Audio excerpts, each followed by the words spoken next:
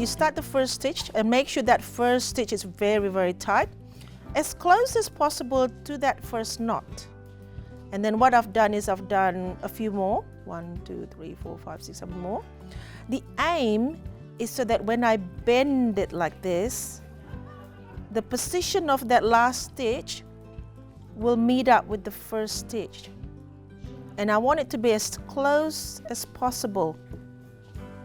Okay, so it looks like I've done that.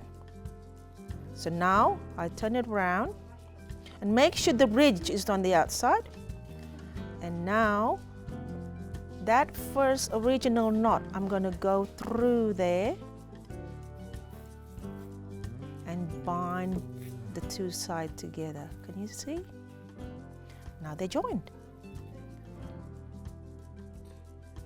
Now make sure you go to the same spot about maybe 8 more times, because as I'm joining this, it's going to fan out. Okay, so you also bring the tail around. So that's the second stitch. Same spot, in the same spot.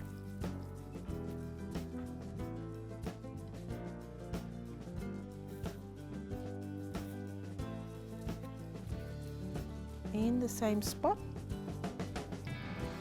And slowly, as you can see, it's sort of fill up that same hole, but also slowly the stitches are moving towards left side.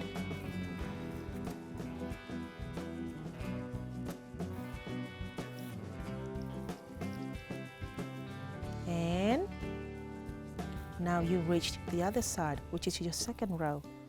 So we started with here, from here, we went to the same hole, 2, 3, 4, 5, 6, 7.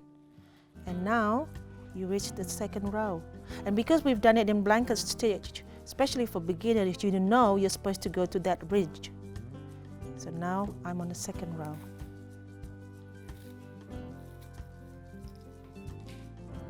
And now I just keep on going to each hoop. And that's the good thing about starting with blanket stitch, especially for beginners, because this ridge is your guide for the next row. And you know you're not doing it correctly when all of a sudden your ridge disappears. And that's actually quite common, because people, instead of doing it front to back, back to front, they go front to back again. And straight away, you will lose your ridge, which is a bit hard for beginners, because then they go, oh, where do I go for the second row? So there you go. That's the beginning of your basket. And if you do this correctly, the front and the back should look the same. There's no extra bits coming up. And you just keep on going.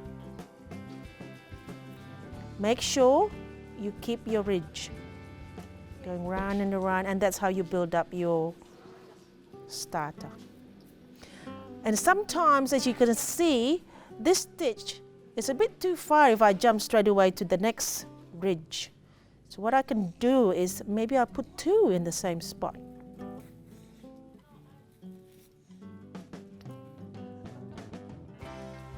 And then it will be easier to jump to the next spot.